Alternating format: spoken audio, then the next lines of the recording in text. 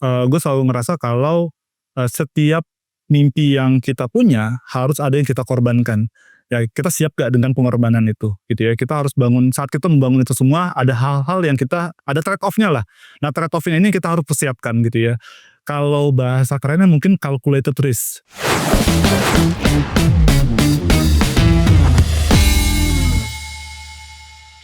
Halo Yoters, balik lagi di Muda Sukses Podcast. Kali ini kita kedatangan Mas Ilham Indrawan, seorang MX Product Marketing Senior Manager di Samsung Electronics.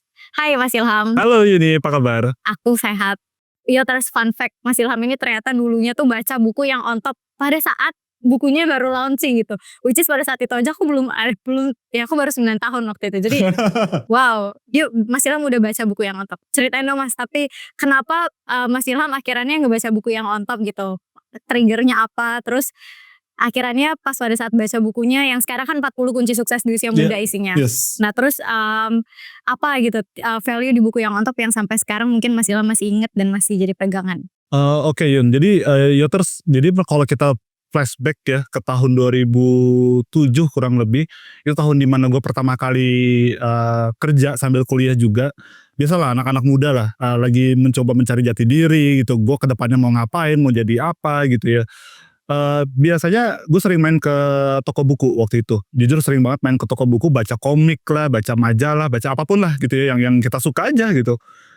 Waktu itu pas lagi lihat di satu toko buku di Jakarta, lihat satu buku yang outstanding banget warnanya gitu, warna kuning kan. Warna kuning. Menyala. Terus tulisan yang on top dengan pesawat kertas kan, logo pesawat kertas itu kan. Waktu itu tertarik karena satu warnanya outstanding, kedua justru pas lihat yang on top, waktu itu gue lagi masih muda juga, usianya berarti sekitar 20, 21 waktu itu, dan mau memulai meniti karir gitu ya, mau ke depan mau ngapain. Ya udah deh, coba baca gitu ya, ya ternyata very inspiring bukunya gitu ya. Fun fact itu tadi, banyak banget value yang sangat menarik di buku itu yang bahkan ada beberapa value yang mungkin 3-4 value yang sampai sekarang gue masih terapin di dunia profesional gitu, yang pada akhirnya mungkin secara tidak langsung ngebentuk gue sampai sekarang gitu. Jadi satu gitu ya Yun ya, always believe in our value. Itu salah satu yang gue sangat percaya gitu, dan gue selalu encourage orang-orang atau tim di kantor sendiri untuk selalu percaya dengan value yang kita bawa gitu ya. Loyal lah dengan value kita gitu ya. Bukan artinya gak loyal dengan perusahaan, tapi loyal lah dengan value di mana kita bekerja, siapa kita, siapa jati diri kita, believe sama itu dulu gitu. Jadi itu yang paling pertama yang selalu gue ingat sampai sekarang. Oke. Gitu. Terus ada lagi gak Mas yang kayak sampai sekarang juga Mas Ilham masih pegang gitu? Selain itu ada juga dream big. Dream Ya, big. dream big itu. Namanya anak muda pasti punya mimpi yang tinggi, cita-cita yang mau jadi seseorang gitu ya, mau dikenal sebagai siapa gitu ya. Dream big itu jadi salah satu yang penting juga dan ngebentuk gue. Tapi pada akhirnya dream big ini gue coba cari gitu ya. Coba kita tweak sedikit gitu ya si dream big ini. Saat kita bermimpi sesuatu yang besar, kita harus lebih spesifik terhadap mimpinya. Kenapa kita harus spesifik? Karena gue mikir kalau kita mau mimpi yang, kita udah tahu mimpi kita yang spesifik, kita tahu cara nge-build arah karir ataupun misalnya dunia profesional seperti apa gitu ya. Dan mimpi yang spesifik itu pada akhirnya ngebentuk kita, specifically gue di sini ngebentuk untuk ke titik tertingginya, ultimate career goalnya itu kita tahu nge-buildnya caranya gimana gitu. Pada titik ini gue waktu itu cuman berpikir mimpi gue sangat sederhana sebenarnya. Cita-cita gue sangat sederhana. Gue cuman sesimpel one day gue mau ada nama gue di media-media nasional, dicatut di situ, di quote di situ, dan dikenal sebagai praktisi ataupun expertise di industri teknologi. That simple. Gue cuma mau nama gue ada di situ dan dikenal sebagai orang yang ada di praktisi ataupun expertise di industri teknologi. Dan karena mimpi yang spesifik itu, gue ngebentuk arah karirnya mau kemana aja gitu. Jadi Mas Ilham pun jadi planning gitu, kayak berapa tahun lagi gue jadi ini. Bukan yang kayak let it flow segala hal, tapi bener-bener nge-plan satu Iya. persatu. Ya kita pada akhirnya kita plan, gue juga planning itu sejak awal, dari awal gue bekerja bahkan gitu ya, waktu kita kuliah itu waktu gue masih kuliah di tahun 2007 itu gue berarti semester, akhir lah semester 6 semester 7 gitu ya. Di semester 6 semester 7 itu juga jadi salah satu apa ya, awal penting karir gitu. Iya. Karena waktu kita memulai karir di industri atau di bidang yang, sesuai passion, mungkin kedepannya akan membuat kita jadi lebih mudah dan kita lebih tahu arah kedepannya mau ngapain gitu. Nah, planning itu jadi penting pada akhirnya gitu ya. Di titik apa kita harus, nge-build, bridge-nya, di titik apa kita harus pivoting untuk melengkapin, skill set kita, dan di titik mana kita pada akhirnya tahu goal-nya tuh ada di mana, Iya. gitu. Jadi saat kita planning itu semua, dan kita, embrace setiap challenge yang kita temuin gitu ya, kita facing gitu, jadi arahnya kita tahu lebih jelas gitu kita arah, karir kita mau kemana. Itu Mas Ilham bener-bener pikirin itu semuanya sendiri atau punya mentor yang ngebantuin? To be honest mentor nggak ada gitu, nggak ada Mmm. mentor gitu, tapi, sebenarnya lebih kepada, urgency level di kehidupan pribadi mungkin ya. Jadi urgency level, orang tua juga gitu ya pada akhirnya ngebentuk kita, karena mereka juga kita juga lihat kayak, mereka berusaha untuk bisa pada akhirnya membiayain kuliah gitu ya. Terus juga dengan berbagai keterbatasan yang pada akhirnya, "Oh gue harus lulus kuliah tuh lebih cepat," Iya. gitu. Supaya mereka nggak terbebani untuk bayar kuliah lebih panjang lagi Iya. gitu ya. Sesimpel itu sebenarnya sih urgency untuk, gue harus cari duit lebih cepat nih gitu ya. Tapi at the same time gue juga harus ngebangun karir untuk ke arah kedepannya yang pada akhirnya, sesuai dengan apa yang gue mau gitu ya. Sesuai dengan bukunya Billy Boon juga sebenarnya, "Do what you love and love what you do," gitu kan. Lo harus melakukan apa yang lo cintai dan lo harus mencintai apa yang lo lakukan gitu. Jadi 2 aspek yang sebenarnya ini bertolak belakang kan gitu. Tapi ya at some point, ini juga jadi salah satu prinsip yang pada akhirnya gue jalanin sih, gitu. Oke. Jadi awal mulanya trigger-nya karena memang sudah tidak ada backup plan untuk kita Nggak ada. bersantai-santai lagi gitu. Iya, Jadi pada ya saatnya urgency itu membuat kita jadi apa ya, jadi ada jadi hebat gitu. courage gitu Iya, untuk kita betul sih. ngelakuin lebih extra mile. Iya. Nah itu juga value di buku yang lengkap, gue extra mile. Extra mile. Oke. Iya soalnya kan kayak banyak banget nih anak-anak muda yang mungkin masa-masa kuliahnya tuh lebih punya privilege lah, kayak dari sisi apa ya, yang biayain kuliah masih ada orang tuanya gitu, terus habis itu masih bisa punya waktu untuk ikutan komunitas. Nah tapi mungkin nggak nggak relate gitu sama Mas Ilham, karena Mas Ilham waktu pas kuliahnya ya udah bener-bener harus pikirin gimana caranya cepet lulus gitu, berarti nggak bisa bagi fokus, harus fokus ke aku untuk belajar gitu. Berarti IPK-nya Mas Ilham waktu itu bener-bener bagus banget ya Mas? Nah, alhamdulillah, nggak sampai kumulatif tinggi-tinggi banget gitu, 3,4 lah kurang lebih gitu. Jadi, memang pada waktu kuliah itu, karena ada urgency untuk bisa lulus lebih cepat supaya orang tua juga nggak terbebani gitu ya.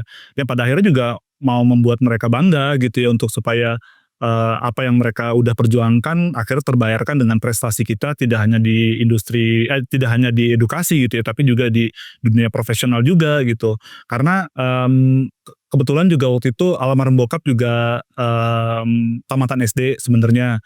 Nyokap juga kerjanya di, PNS gitu ya, dan gue ngeliat banget gitu ya perjuangan mereka yang pada akhirnya gue harus coba bayar di dunia profesional dan pada akhirnya bisa membuat mereka bangga di suatu hari nanti gitu.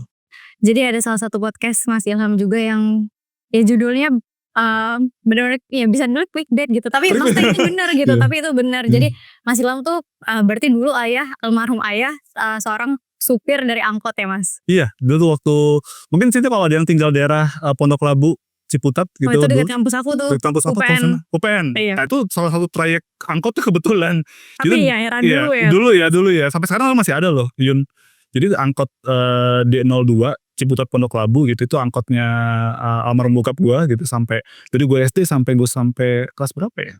Mungkin sampai SMP kali ya, nyupir angkot itu, bahkan di angkotnya ada nama gua gitu jadi kadang kalau gue naik angkot itu jadi kayak antara malu kan, kita kan waktu masih kecil kok ada nama gue diangkat sendiri gitu gitu jadi ya, pada akhirnya, itu ngebentuk kita gitu, ngebentuk kita untuk supaya bisa jadi orang yang atau pribadi yang tangguh gitu untuk kita bisa facing challenges gitu. Terus ya, ya mungkin setelah kita throwback baru kita bisa lihat ya kita bisa di titik ini karena apa gitu. Tapi sempet ada nggak momen-momen dimana sebagai seorang anak gitu, apalagi belum dewasa, belum belajar kehidupan gitu, Mas Ilham tuh kayak males banget naik angkot mulai sekarang gitu, kayak nggak mau atau kayak bener-bener mencegah banget biar nggak naik angkot? Enggak, kita Jadi enggak, emang dari dulu tuh udah bener-bener udah kayak biasa. udah biasa gitu? Udah biasa.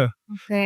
Tapi menarik sih Mas Ilham kayak dewasanya tuh waktu kuliah maksudnya masih punya kepikiran untuk nggak pengen orang tua gue ngebayarin kuliahnya tuh terlalu lama gitu. Mhm. Kayak maksudnya punya prihatin gitu ke orang tua. Itu apa yang ngebentuk Mas Ilham biar bisa kayak gitu tuh karena apa?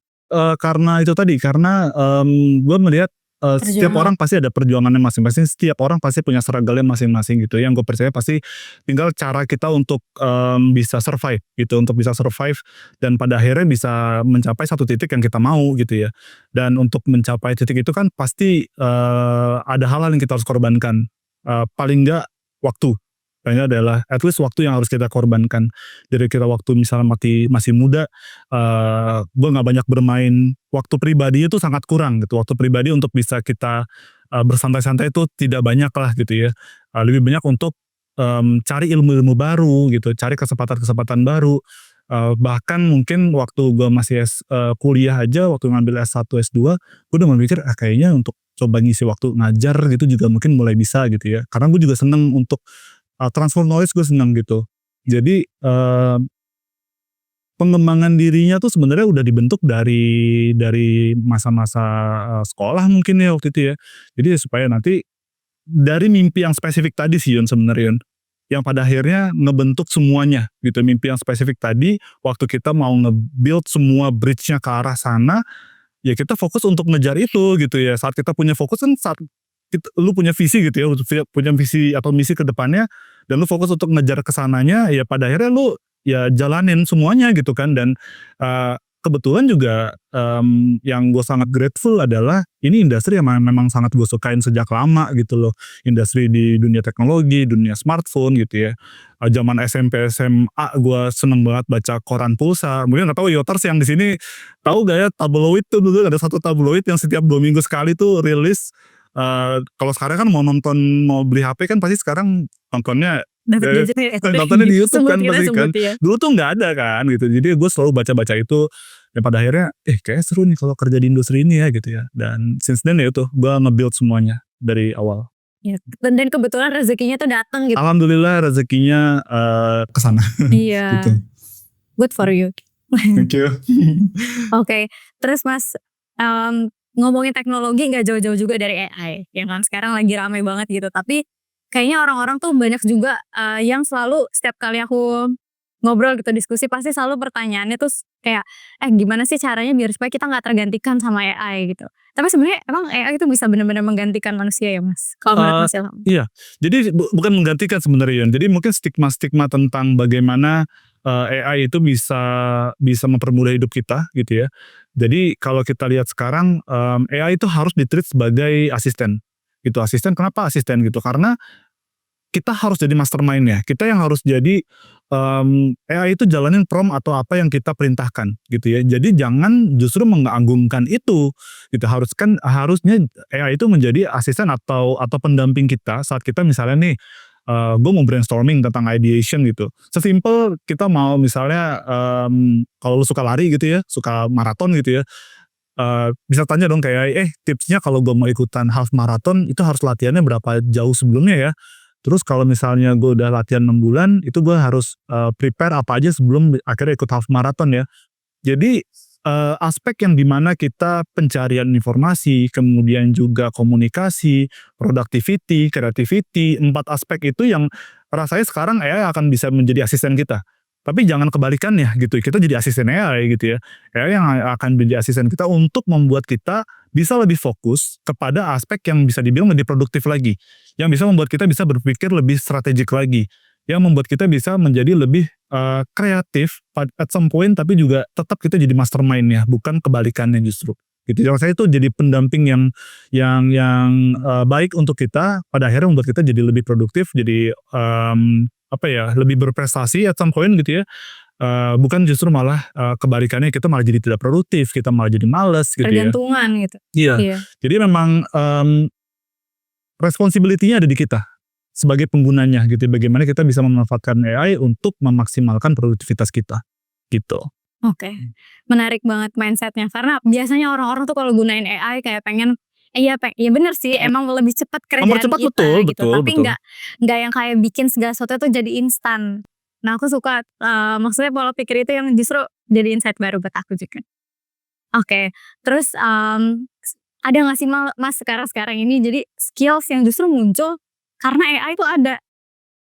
Kayaknya ada ya, kayak banyak ya yang Ya yang prompting ya gitu-gitu juga prompting gitu ternyata ya? kan. Sebenarnya kan AI itu saat kita prompting-nya benar, prompting-nya juga spesifik dan arahnya sudah sesuai dengan yang kita inginkan, dia akan menghasilkan sesuatu yang juga juga sedetail apa yang kita prompting dan sebenarnya kan, Bener. gitu. Jadi ya sebenarnya, mungkin ada role baru yang selama ini kita nggak pernah pikirkan sekarang malah ada gitu kan. Iya. Jadi ya setiap kesempatan yang seperti itu ya kita harus coba maksimalkan dan bagaimana kita memanfaatkan teknologi itu justru untuk membuat kita hidup itu jadi lebih mudah lagi gitu ya, lebih mudah dan juga lebih produktif gitu, bukan justru malah, membuat kita jadi lebih males, kita jadi nggak produktif Mmm, gitu ya. Jadi ya harusnya bisa memanfaatkan itu bisa lebih maksimal, ya. gitu. Oke.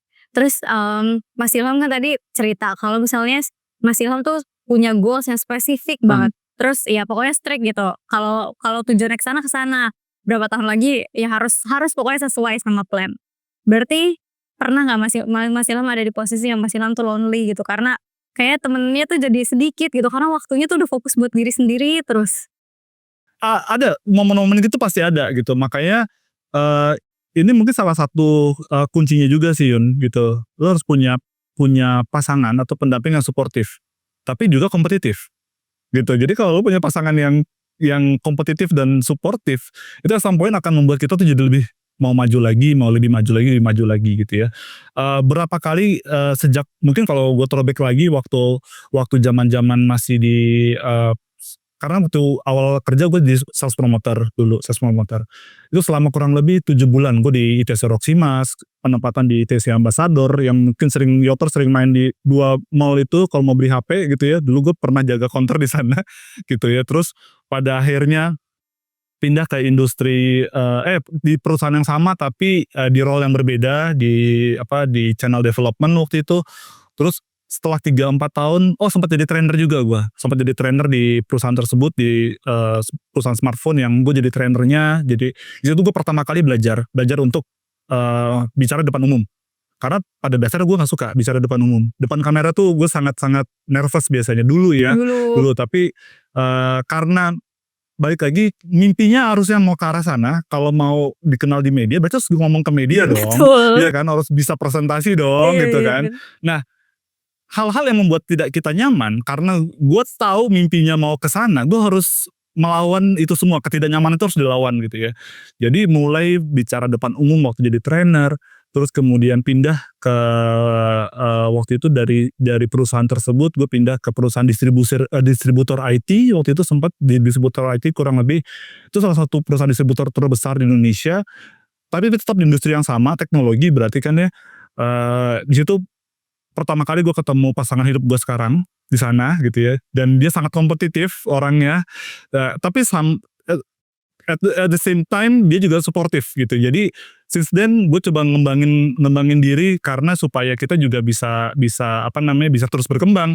Dan waktu tahun 2000 berapa ya, 2013 kurang lebih, gue resign dari perusahaan itu, pindah ke perusahaan konsultan. Nah ini bisa dibilang kayak pivoting career sebenarnya.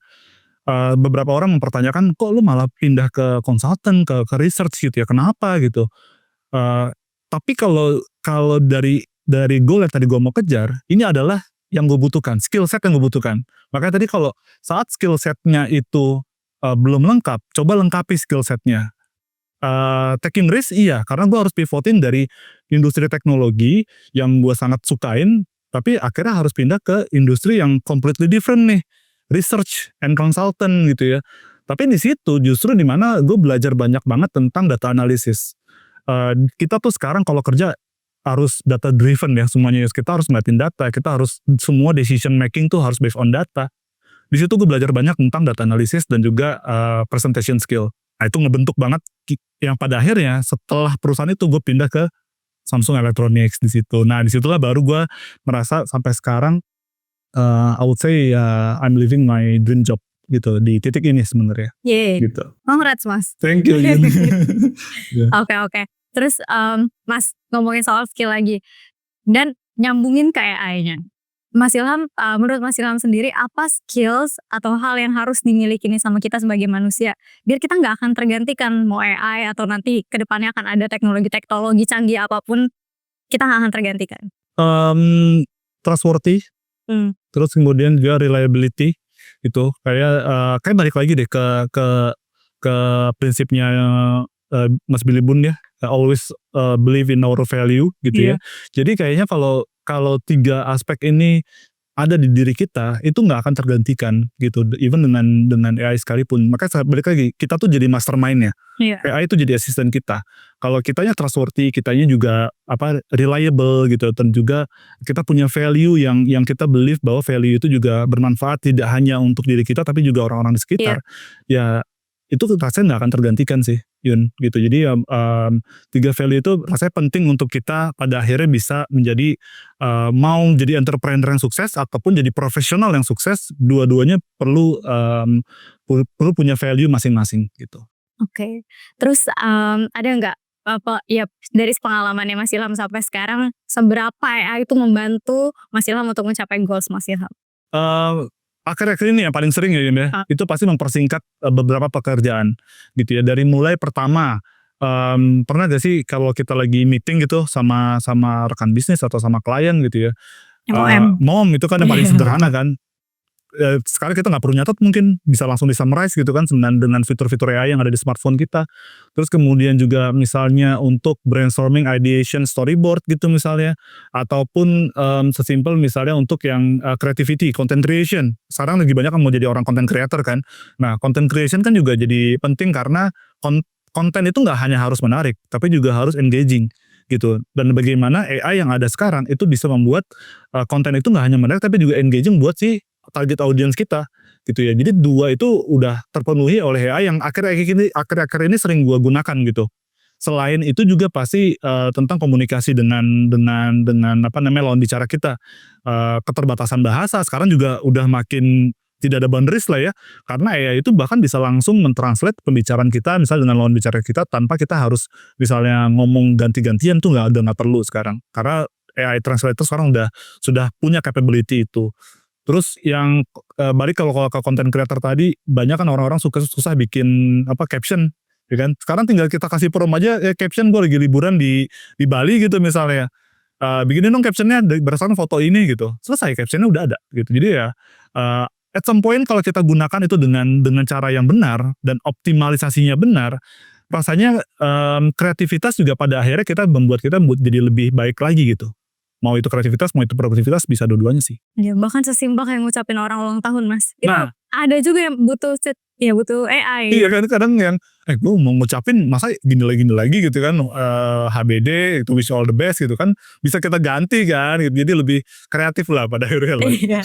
Walaupun sebenarnya kelihatan sih mana tulisan AI. Kelihatan nih kalau ada strip. Yang ada strip-stripnya atau ada ini icon-iconnya kan. Icon. Nah, terus nulis icon nih kalau manusia normal ya udah habis typing langsung icon gitu. Nah kalau mereka titik terus emoji.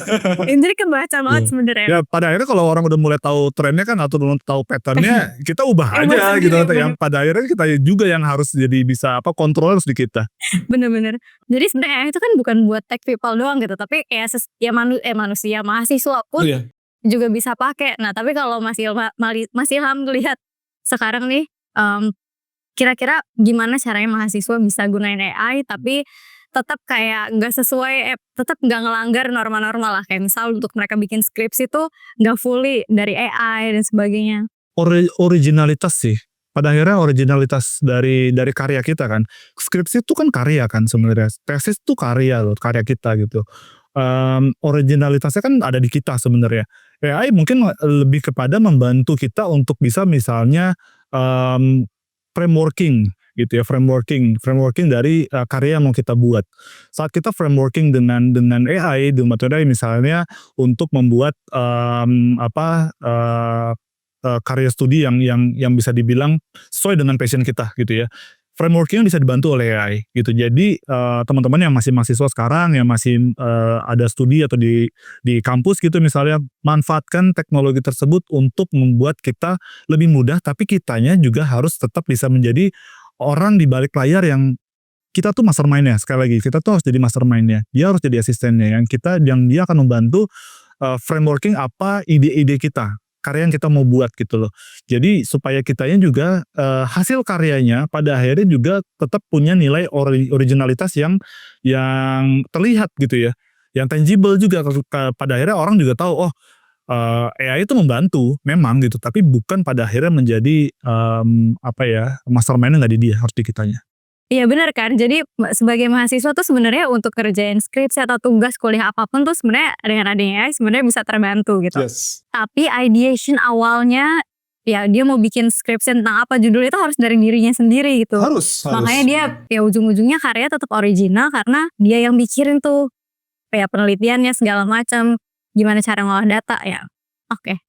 Terus tadi menarik juga pas kita lagi ngebahas karirnya Mas Ilham. Kan Mas Ilham sempat switch karir dikit kan di konsultan gitu. Kenapa itu Mas Ilham lakuin gitu? Padahal sebenarnya di industri yang Mas Ilham sudah jalani tuh udah lebih dekat lagi nih untuk mencapai goals Mas Ilham. Kan kalau switch karir atau pivot gitu, itu kan bikin kayak mencapai goalsnya jadi lebih lama dikit gitu Mas. Bisa jadi gitu. Kadang gini Yun, saat kita ngejar sesuatu gitu ya, kadang kita mungkin perlu step back gitu ya. Kita perlu step back untuk kita lihat lagi nih. Ini untuk supaya gue pada akhirnya dikenal sebagai ultimate goalnya kan mau dikenal sebagai praktisi ataupun expertise di bidang teknologi. Itu kan ultimate goalnya gitu ya. Untuk mencapai itu gue harus punya skill set yang juga komplit. Tidak hanya sebagai praktisi ataupun sebagai karyawan yang bekerja di industri tersebut, tapi juga punya helicopter view secara industrinya juga bisa dipahami gitu ya. Gue juga punya understanding yang dari POV di luar, bukan POV sebagai pekerja di industri tersebut gitu ya. Dan di perusahaan ini, di consultant and research ini, itu membuat gue punya POV yang berbeda. POV sebagai orang pihak ketiga yang pada akhirnya punya view yang lebih holistik, lebih luas, lebih broad gitu ya. Dan kenapa gue akhirnya shifting ke sana? Karena pada saat itu dan sejak awal gue memutuskan untuk ada di industri ini, gue perlu skill set di sini. Skill set untuk dimana bisa membangun gue bisa bicara di depan publik, bisa membuat bisa mentranslate sebuah data. Mungkin ini juga jadi skill set yang penting gitu ya. Karena data is just a data. Sekumpulan informasi itu baru akan ada kalau datanya juga ada. Tapi informasi juga tidak akan bernilai kalau tidak punya insight-nya. Dan gimana caranya di perusahaan ini gue belajar untuk mentranslate itu semua jadi sebuah tidak hanya consumer benefit value, tapi juga menjadi business recommendation gitu. Misalnya bisnis kita mau berkembang ya, berarti kan dari data tersebut kita harus bisa mentranslate jadi sebuah business opportunity. Nah di perusahaan inilah gue belajar itu semua. Sebelum pada akhirnya setelah gue merasa oh ini udah terisi nih ya, filling the gap nih, gap yang tadinya kosong untuk gue mencapai titik tersebut gitu, titik yang kedepannya gue belum mau capai. Setelah itu semuanya sudah tercapai, skill set udah komplit, rasanya gue harus balik lagi ke industri di mana memang ini yang gue kejar gitu ya. Makanya 2018 gue memutuskan untuk pindah ke Samsung gitu, sampai sekarang gue di Samsung, berarti hampir kurang lebih 7 tahunan ya, 7 tahun, hampir 8 tahun lah gue di Samsung Electronics Indonesia. Dan disinilah dimana semua skill set yang udah gue bangun selama ini itu dijalankan di perusahaan ini gitu ya. Terpakai semuanya di sini. Terpakai semuanya gitu ya. Bahkan bonusnya adalah mimpi gue tercapai untuk mendapatkan nama gue masuk ke media gitu. Terus kemudian juga gue di industri yang gue cintai gitu, yang gue sangat-sangat jadi passion gue gitu ya. Dan bahkan company-nya gede, company-nya juga besar gitu ya. Dan juga gue megang produk yang dulu waktu zaman kuliah gue bacanya cuma di koran-koran doang gitu ya. Yang gue mimpin kalau launching produk smartphone kayak keren deh gitu ya, kayak keren kalau nama gue ada di situ deh gitu ya. Itu mimpi yang spesifik itu tadi yang pada akhirnya sampai di alhamdulillah ada di titik ini sekarang. Tapi spesifik kayak brandnya Samsung nih, enggak? Oh enggak sampai, kalau bisa malah bagus gitu ya, punya mimpi yang spesifik bahkan sampai ke brandnya gitu ya. Jadi ya spesifik mungkin saat kita punya mimpi ya pada akhirnya kita bisa punya effort dan juga courage untuk bisa ngejar ke arah sana. Oke. Kan Mas Ilham berkarir di banyak company nih. Kalau ngelihat di LinkedIn Mas Ilham itu ya Iya rata-rata 3 tahunan gitu. Tapi di Samsung nih 7 tahun hampir 8 tahun. Apa yang bikin Mas Ilham betah di sini, Mas? Oke, selain tadi ya, selain pada akhirnya mimpinya itu akhirnya tercapai dan I would say, I'm living my dream job di sini gitu ya. Tapi pada akhirnya, tempat di mana kita bekerja kalau kita punya aspirasi, kita punya ide, kita punya, keinginan yang untuk berkembang lebih jauh itu diakomodir oleh, tempat kita bekerja, itu kan salah satu rezeki yang kita nggak pernah bisa value ya gitu.